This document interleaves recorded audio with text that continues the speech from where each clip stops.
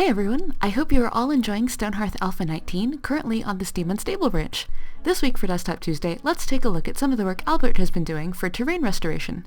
Many of you have asked for a way to fix the landscape scarring that the goblin camps leave on the environment. Alpha 19 introduces the Pile of Dirt, an item in the goblin camp. You can interact with the pile and have your hearthlings use it to put all the dirt back into the world. As you can see, the dirt they restore is real terrain, and they put it on and around the existing buildings. If you clear the buildings, the hearthlings will then fill the dirt holes left behind. If you click away, you'll see that the dirt that remains to be filled is called out as a ghost, just like with an unbuilt building. There are still a few issues with this implementation, which all have to do with when the dirt pile becomes available to you, but that's something we'll look at to fix in a bit.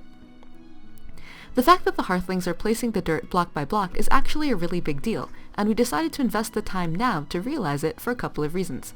First of all, having the terrain magically pop back into place the way it does after a building removal would look a bit weird. During the removal of a building, at least there's a big cloud of smoke that abstracts away any magic that might be happening in the ground.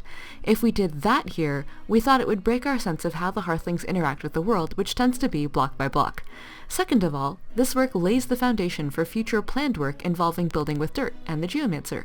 It took a while because in order to place terrain block by block, Albert had to make it conform with the building system, which as you know is incredibly complex.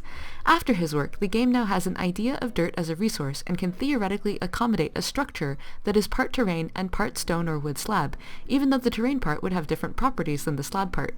There's still a ton of design and UI work required to transition from the tech to having a workable feature.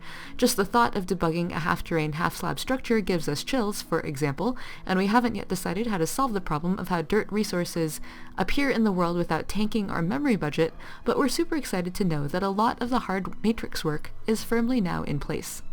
One of the coolest accidental side effects of Albert's work in this area was discovered by Doc Brano back at the very end of Alpha 18.